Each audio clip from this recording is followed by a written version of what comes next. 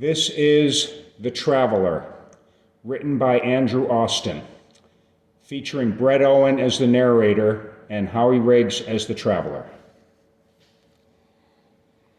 It had been 2 years since my daughter's cancer diagnosis. Doctors didn't sugarcoat it. They said she had about that long to live. I was crushed. Of course I was crushed. Any father would be.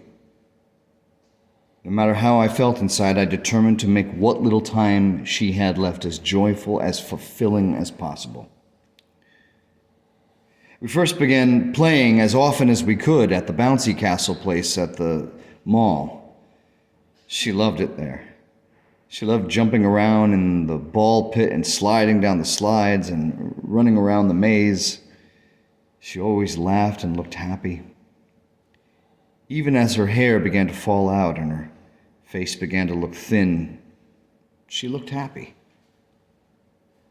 I was overjoyed. We had something we could do that was fun and uplifting, something to make her final days a pleasure.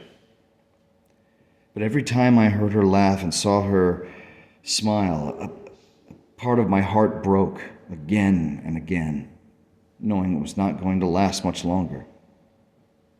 I would have given anything to save my daughter. At the bouncy castle place, manning the cash register every time we came in was Edgar. He was an older gentleman, polite, soft-spoken, always had a smile for everyone. I got the impression he was on a limited budget, and that's why he took this low-paid job so late in his life. I did not pry. My mind was focused entirely on my daughter every time we came in. But he was always there, and he was always pleasant, and he always made my daughter laugh, so I was grateful for him. It was a few months into the time that we knew Edgar. We'd grown accustomed to seeing him, and I grew to trust him. During that time, my daughter was looking worse and worse, and despite the chemo and the radiation, doctors told me nothing was helping, and soon we would have to consign her to the hospital for what might be the final few weeks of her life. It would be a last-ditch effort to save my daughter, and I told myself I had not given up hope, but deep down inside, I guess mostly, really, I had. Then one day, while we were at the bouncy castle place, Edgar left his usual post on the cash register and came up to see me. I'm going to be quitting my job very soon.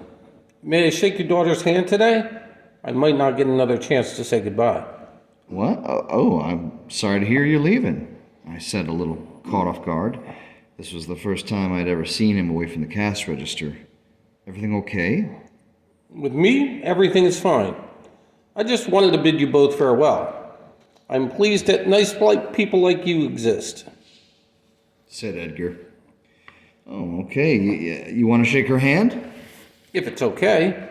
Of course, I said. I called her over. Edgar looked her in the eye and shook her hand.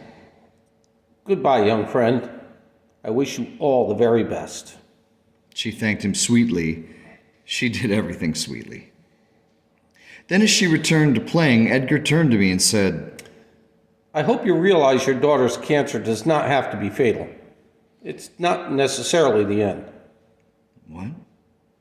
I'd never mentioned my daughter's cancer to him. He might have noticed her hair loss, but she always wore a headscarf out in public. I don't wish to seem intrusive, and I'm sorry if I am. But tomorrow I hope you will call your doctor and get an appointment to check the status of her cancer. You might get good news. What? I said again. How did you know she has cancer? I just know. It's funny. I can tell these things. But, like I said, please get in touch with your doctor. What kind of good news am I supposed to expect? Her cancer might improve. Okay, I said suspiciously. But yes, call your doctor tomorrow morning. They'll have an opening to see her tomorrow afternoon. How could you know that? I'm not sure. I just have a hunch. Please, call. Okay, Driving home that night, I kept wondering about what had just happened and why Edgar behaved so strangely. I'm very protective of my daughter. I did not know what to think of Edgar, but the next morning, I called the cancer center. Ordinarily, appointments are only available weeks out, but the receptionist said they had a cancellation and the doctor could see us that afternoon. I remembered what Edgar had said. It all seemed very peculiar to me. That afternoon, we went in, and the doctor and nurse examined my daughter. I sat in the waiting room, anxious and depressed. Then the doctor called me into his office with an astonished look on his face.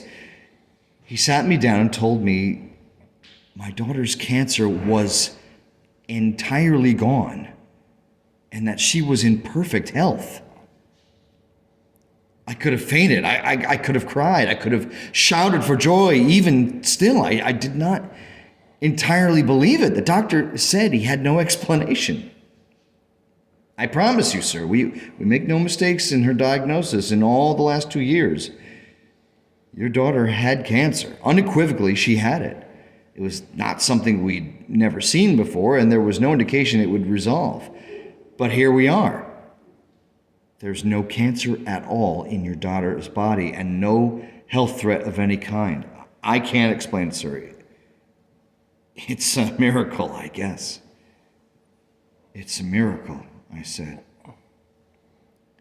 I drove my daughter home. She was smiling more happily than even she ever had been before.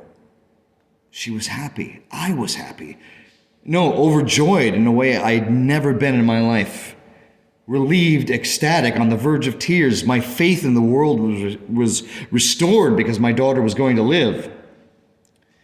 I put her to bed, but of course she could not sleep, and she came downstairs and played on the living room rug and listened to music. And all the while she was smiling. I sat on the couch and looked at my little girl, gratitude in every atom of my being. But I was also mystified. I had been prepared for the worst, and the doctors made it clear the worst was coming. But now the cancer was gone? How? How could this blessing have come to my daughter, and why? And then I began to think about Edgar. How had he known there would be an availability that day at the doctor's? When he shook my daughter's hand, did he somehow cure her? I thought and thought and thought, and then I returned to simply wishing my daughter's play. Then I returned to simply watching my daughter play, and then I hugged her and told her how much I loved her. The next day I took off from work and spent all those hours with my daughter. But the day after that, I dropped her off at my mother's and went to look for Edgar. I just wanted answers. I started at the bouncy castle place. Of course, they told me he had quit, but at least they could give me his address. I went to the rundown motel where he was staying. As luck would have it, I found him there. He was sitting in a lawn chair in front of his door, relaxing. By the door was a large suitcase on wheels and a smaller book bag, all packed and ready to go. This was the conversation we had. Edgar? Oh, Mr. Calright. It's good to see you. Hello, Edgar. You're getting ready to leave? You're leaving town? I am. Taking a bus to the train station and the train station out west to Phoenix, Arizona. I don't think I've ever been there before. I think it's going to be nice. I have things to do.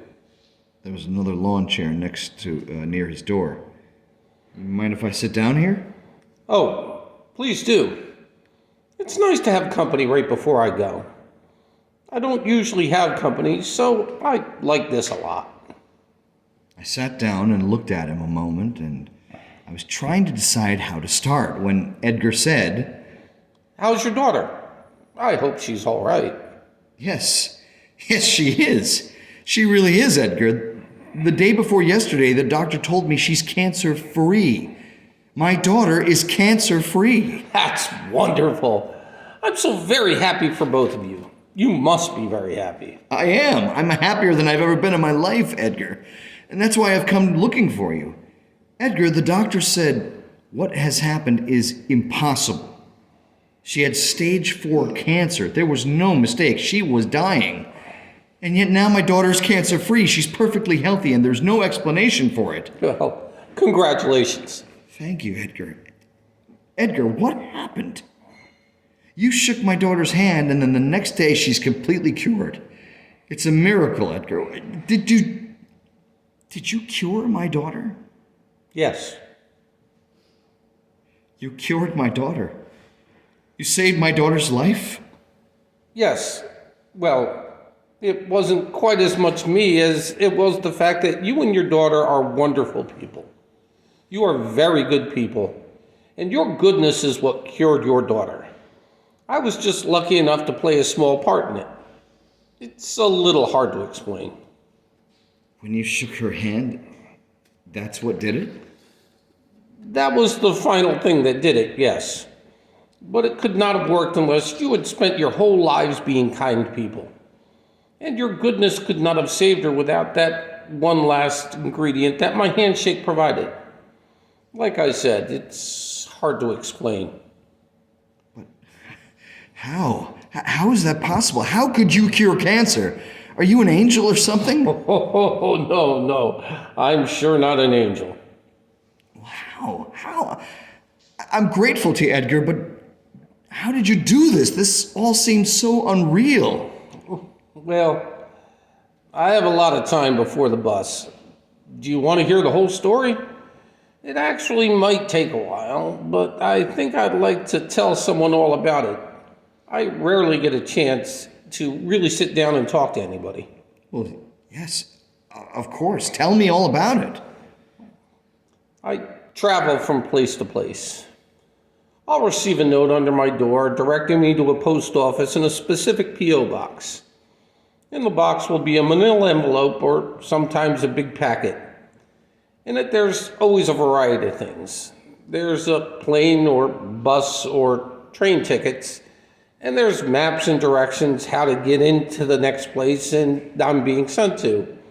And there's an amount of money sufficient to get me started in my new place. It's never a huge amount, but it's enough to cover rent in a cheap motel and food until I get on my feet with a low-wage job. Wherever I'm going, the funds are actually pretty slim, so I always have to spend the money very carefully. But the most important thing are the instructions. The instructions tell me who it is I'm seeking out and where they live, and sometimes what they like to go or work, so I have no trouble finding the person I'm being directed to. The instructions tell me what kind of trouble they are having. Maybe it's cancer, or they're paralyzed, or something that is really, really bad. I also find notes on what their family dynamic is like, or if there are any dangers or advantages in the neighborhood I'm going to move into. The instructions take a while to read, but they are always helpful and always indispensable to doing what I am being sent to do. So I move to the new place, find a cheap room, get a job, and seek out the person I'm there to help. Then I shake that person's hand. And in a short time, that person's problem gets resolved.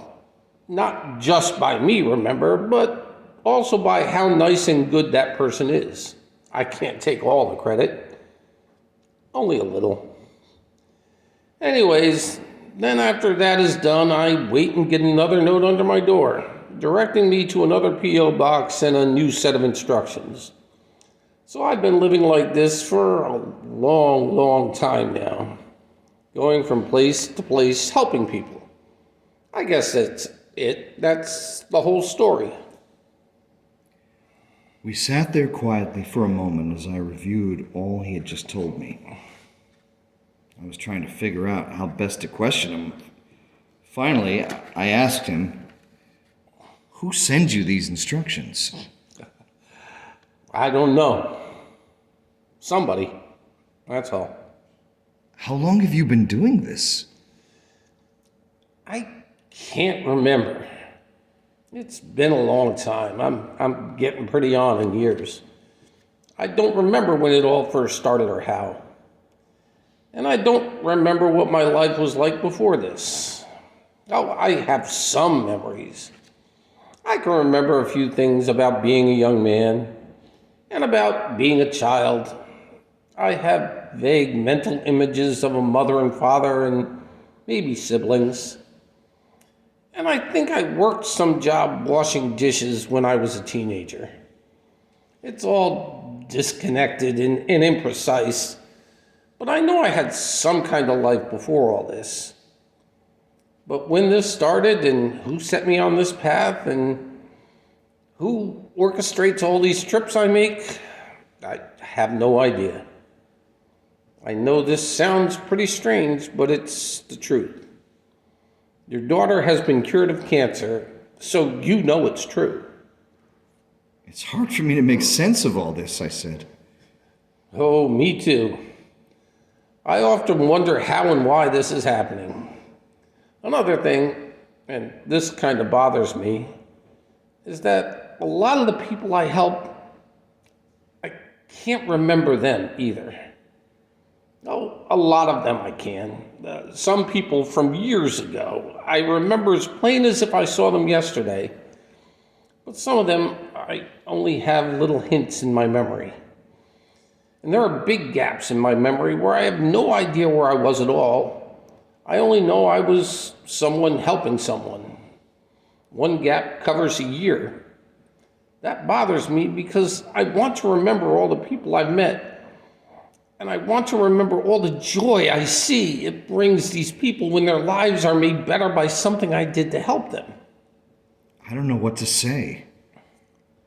You still don't entirely believe what I'm saying? I'm not sure. That's okay. But yes, I often wonder what the meaning of all this is. Maybe I'm sent by God. You know what I mean? Or maybe human beings are behind it. Or maybe it's nobody. It's just happening by itself, the same way the sun rises every morning by itself. But I just don't know. I suspect I'll never know. And I wonder what'll happen when I'm gone. I'm not going to live forever, you know. But during the time I've been here, I'm glad I've got to help people. And it's nice to think that there's some kind of benevolent force in this world that wants to see people get help. He sat back and looked up, and he had a smile on his face. You know, I'm glad for the life I have. Like I said, I'd like to remember more, and I don't know why I can't. I admit I'd like to know where I came from and who my family was, if I ever had anybody before this. And like I say, I'd like to remember more of the people that I meet along the way. I know there are a lot of you, and I've forgotten so much. But overall, I'm glad for my life. I'm happy doing this. I'm glad to think all those people's lives have been made better. And you know something else? I'm very happy you and your daughter got to have many long years together that you might not have had I not been sent here. I hope you and your daughter are among the people I end up remembering clearly for a long time to come. I hope I don't forget you or end up with just the little scrapes of memory like I have for others. You people really are terrific. So you're leaving for Phoenix? I received my packet of instructions yesterday. Apparently there's a gentleman there who was in a car accident and he's paralyzed from the neck down. I hope I can help him walk again. His wife and children would like that, obviously. He'd like that. Well, I hope you do too. I'll keep my eyes on the news to see if anything like that happens in Phoenix. Sure, you do that. You know, Edgar, I never found out your full name. I don't actually know it either, but I like to go with Smith. Edgar Smith? Edgar Smith. Not a very creative name, right? but I like it. Smith suits me. That's another thing I wish I could remember, my real name. But that's a minor issue. That's nothing compared to how much joy I get to help other people here in their lives. Isn't that nice? Doesn't that make you feel optimistic about the world? I guess it does, yes. There you go. Oh, I think I see my bus coming. I have to go now. I am really happy I got to see you again, and thank you for spending a little time with me. I enjoyed telling a little about myself. I don't get to spend a lot of time just sitting and talking to someone. It can get pretty lonely sometimes. You could always come back this way for a visit. You'll certainly be welcome. I'd like that, but I'm always having to go someplace. And there's no guarantee I'll have any memory of you, as much as I hope I do. I get it. Well, here comes the bus. So long, Mr. Calray. So long, Edgar. We shook hands. I helped him put his luggage on the bus, and he waved at me from the window. Then the bus doors closed, and the bus took off. I stood by the roadside and watched the bus until it disappeared over the rise off in the distance. Then I stood there a few more minutes just looking after it and wondering. My daughter keeps getting stronger and stronger every day. Her smiles fill my heart, and sometimes I can't believe how much happiness it gives me to know she's going to be all right, and that she's going to live a long life filled with joy and adventures of her own. I dedicate at least a little time every day to just be with her. Just be with her. Just to get to know her a little better.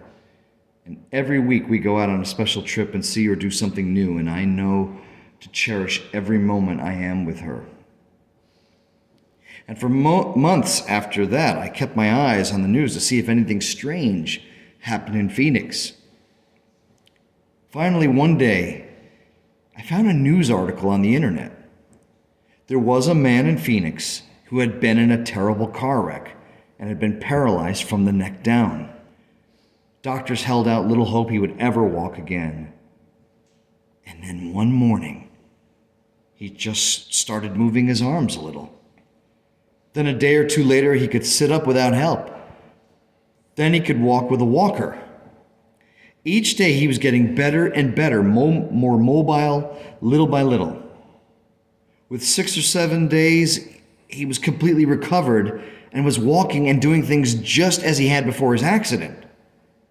He and his family were simply overjoyed at his recovery, and nobody had any way of explaining how this happened. Doctors were astounded, said the article.